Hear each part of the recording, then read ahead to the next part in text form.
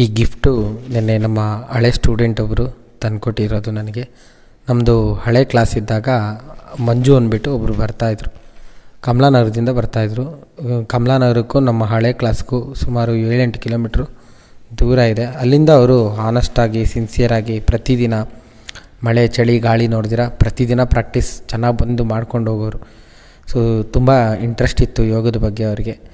ಅವರು ಕೊಟ್ಟಿರೋ ಗಿಫ್ಟು ಏನಿರ್ಬೋದು ಅನ್ನೋ ಕ್ಯೂರಿಯಾಸಿಟಿಲಿ ತೆಗೆದು ನೋಡಿದಾಗ ನೋಡಿ, ನಾಳೆ ಸ್ವಾಮಿ ವಿವೇಕಾನಂದರ ಜಯಂತಿ ಇದೆ.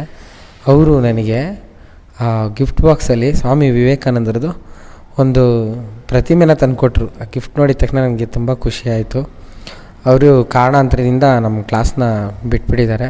ಸೊ ಈ ಹೊಸ ಕ್ಲಾಸ್ ಮಾಡಿದಾಗಲೂ ಕೆಲವು ದಿನ ಬಂದರು ಪ್ರಾಕ್ಟೀಸ್ಗೆ, ಆಮೇಲೆ ಏನೋ ಕಾರಣಾಂತರದಿಂದ. ಬಟ್ ಅವರು ಕ್ಲಾಸ್ ಬರೋದು ಬಿಟ್ಟರು ಕೂಡ ಯೋಗ ಪ್ರಾಕ್ಟೀಸ್ ಮಾತ್ರ ಪ್ರತಿದಿನ ಮನೇಲಿ ಮಾಡ್ತಾಯಿದ್ದಾರೆ.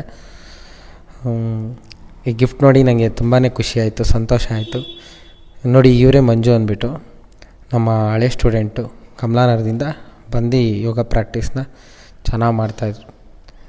ಸೊ ಈ ಗಿಫ್ಟ್ ಕೊಟ್ಟಿರೋದಕ್ಕೆ ನನಗೆ ತುಂಬ ಖುಷಿಯಾಗಿದೆ. Thank you sir, thank you Manjunath sir, thanks for the gift.